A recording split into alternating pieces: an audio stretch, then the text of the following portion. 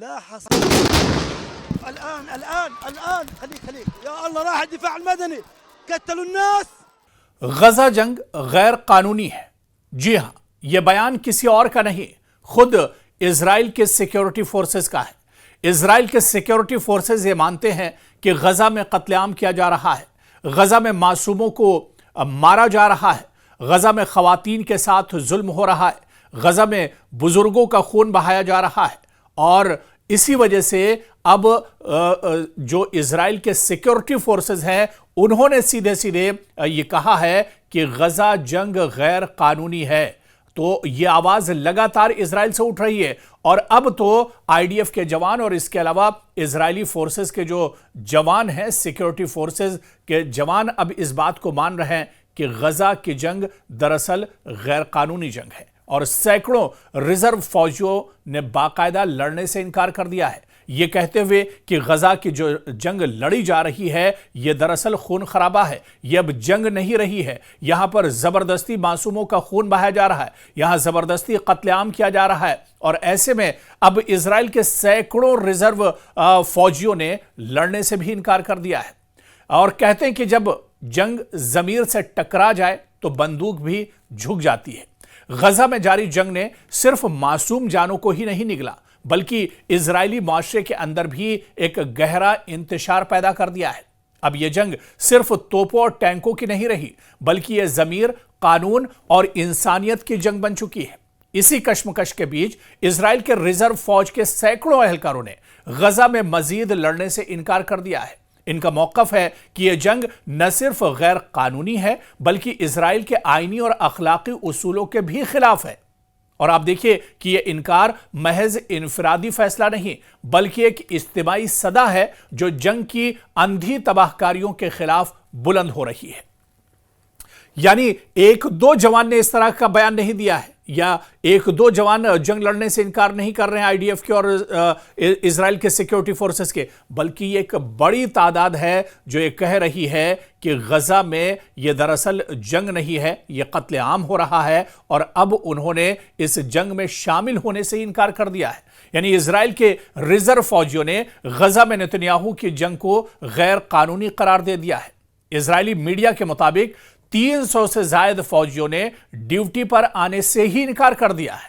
इन फौजियों ने तल अवीव में प्रेस कॉन्फ्रेंस में कहा है, बाकायदा इन जवानों ने एक प्रेस कॉन्फ्रेंस की है और इन्होंने अलल ऐलान यह कहा है कि वो गजा में जंग नहीं लड़ने जाएंगे क्योंकि गजा में जंग नहीं हो रही है बल्कि गजा में मासूमों के साथ कत्लेआम किया जा रहा है, खवातीन को मारा जा रहा है, बुजुर्गों पर जुल्म किया जा रहा है। इस वजह से अब वो गजा की जंग नहीं लड़ सकते हैं। और आप देखिए कि फौजियों ने बाकायदा तल अवीव में प्रेस कॉन्फ्रेंस में कहा है कि हम नेतन्याहू की गैर कानूनी जंग में शामिल होने से इनकार करते हैं और इसे कौमी फरीजा समझते हैं। हम इन रहनुमाओं से जवाबदेही का मुतालबा भी करते हैं जो इस जंग पर उतारू हैं। वाज़ेह है कि इजरायली फौज ने गजा शहर पर कब्जे के लिए 10,000 रिजर्व फौजियों को तलब कर लिया है। इधर एक हालिया तहकीक के मुताबिक मासूम फिलिस्तीनियों को शहीद करने वाले इजरायली फौजी जहनी दबाव का शिकार होने लगे हैं जिसके बायस इनमें खुदकुशी का रुझान बढ़ गया है। इजरायली फौजी तर्जुमान के मुताबिक हजारों इजरायली फौजियों ने गजा में लड़ने से इनकार कर दिया है। फौजियों ने जहनी दबाव की वजह से जंगी जिम्मेदारियों से दस्तबरदारी भी इख्तियार कर ली है। इजरायली हुक्काम के मुताबिक फौजियों में खुदकुशियों की तादाद में तशवीशनाक हद तक इजाफा हुआ है। इजरायली फौज ने फौजी खुदकुशी के आदाद और शुमार भी जारी कर दिए हैं जिसके मुताबिक साल 2024 में 21 इजरायली फौजियों ने खुदकुशी की। इसी तरह से साल 2023 में यह तादाद 17 थी। इजरायली फौजी हुक्काम के मुताबिक साल 2011 के बाद एक बार फिर फौजी खुद को मार रहे हैं यानी खुदकुशी कर रहे हैं और खुदकुशी इजरायली फौज में मौत की दूसरी सबसे बड़ी वजह बन गई है।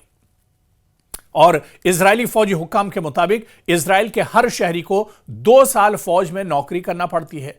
जंग होने की सूरत में हर इजरायली शहरी को महाज पर जाना पड़ता है। जंग में लड़ने से इनकार पर शहरी को जेल भी हो सकती है। गुज़िश्ता साल खुदकुशी करने वालों में 12 रिजर्व फौजी, 7 लाजमी सर्विस करने वाले फौजी और 2 करियर फौजी शामिल थे। गुज़िश्ता 2 सालों में 807 फौजी फिलिस्तीनियों के खिलाफ ऑपरेशन में अब तक हलाक हो चुके हैं। यानी यह आंकड़ा काफी बड़ा यह आंकड़ा है और ये एक तरह से बताता है कि कहीं ना कहीं इजराइल के जो फौजी हैं वो अब इस जंग से एक तरह से थक चुके हैं, वो इस जंग से एक तरह से ऊब चुके हैं। वो ये चाहते हैं कि अब जंग का सिलसिला थमना चाहिए। और आपको याद होगा कि कुछ ही दिन पहले आर्मी चीफ ने भी, इजराइल के आर्मी चीफ ने कहा था कि यह मौका बहुत अच्छा है, इजराइल को हमास के साथ मुआहिदा कर लेना चाहिए क्योंकि यह टाइमिंग बहुत अच्छी है, इस जंग को और ज्यादा नहीं खींचा जाना चाहिए। और यह सलाह बाकायदा इजराइल के आर्मी चीफ ने नेतन्याहू को दी थी कि जंग का अब मौका नहीं है, अब यह मौका ऐसा है कि अब यहां पर सुलह होना चाहिए, यहां पर मुआहिदा होना चाहिए और इस मुआहिदे के बाद जंग रुकनी चाहिए। और जो हमास के पास इजरायली अगवा हैं, जो हमास के पास इजराइल के लोग फंसे हुए हैं, उन्हें वापस लाना चाहिए। तो कहीं ना कहीं इस तरह की आवाज़ लगातार गजा में उठती रही है। और इसके अलावा आप देखें कि इजराइल में इस तरह की आवाज़ उठती रही है और इजराइल के अंदर लगातार प्रोटेस्ट और एहतजाज भी होते रहे, जहां पर यह मांग होती रही है कि यह जंग बंद होनी चाहिए, गजा पर जो कत्लेआम हो रहा है यह बंद होना चाहिए। सैकड़ों और नहीं बल्कि हजारों और लाखों लोग तल अवीव की सड़कों पर निकले, बल्कि इजराइल के अलग अलग शहरों में लोगों ने एहतजाज और प्रोटेस्ट किया और लोगों ने यह मांग की कि इस गजा पर जंग एक तरह से बंद होनी चाहिए और हमास के साथ बातचीत का दौर शुरू होना चाहिए। हमास के पास जो अगवा है उन्हें वापस आना चाहिए। लेकिन दूसरी तरफ आप देखिए कि इजराइल का टेंशन और बढ़ गया है, इजराइल की परेशानियां और बढ़ गई हैं। बिन नेतन्याहू के सामने चैलेंजेस और बढ़ गए क्योंकि अब जिन 10,000 रिजर्व फौजियों को गजा भेजने का ऐलान किया गया था उसमें से ज्यादातर फौजियों ने कह दिया है कि वो गजा जंग नहीं लड़ेंगे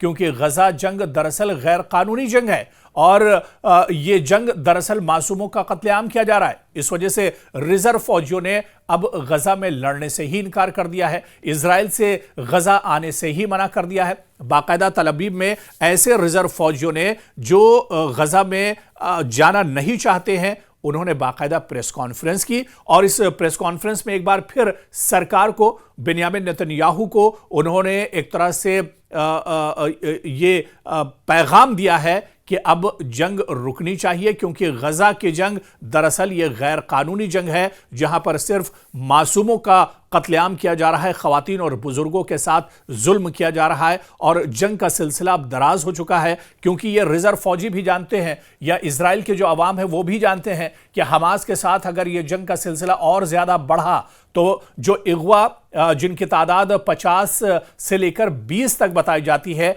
जिनके बारे में अभी यह भी जानकारी नहीं है कि इसमें से कितने जिंदा हैं और कितने मर चुके हैं, इन्हें वापस लाने के लिए जो सही और आसान तरीका है वो दरअसल हमास के साथ बातचीत का है क्योंकि हमास पर पिछले 1.5-2 सालों में इजराइल कोई दबाव नहीं डाल पाया है। आज भी हमास के जो लड़ाके विंग हैं वो लगातार आईडीएफ और इजराइल के सिक्योरिटी फोर्सेस पर वक्फे से हमले करते रहते हैं। तो ऐसे में अब नाराजगी बढ़ रही है और जिस तरह से रिजर्व फौजियों ने लड़ने से इनकार किया है, इससे कहीं ना कहीं बेन्यामिन नेतन्याहू की परेशानियां और ज्यादा बढ़ेंगी और इसके अलावा इजराइल की सरकार पर, नेतन्याहू की काबीना पर इसका और ज्यादा आने वाले दिनों में दबाव पड़ेगा।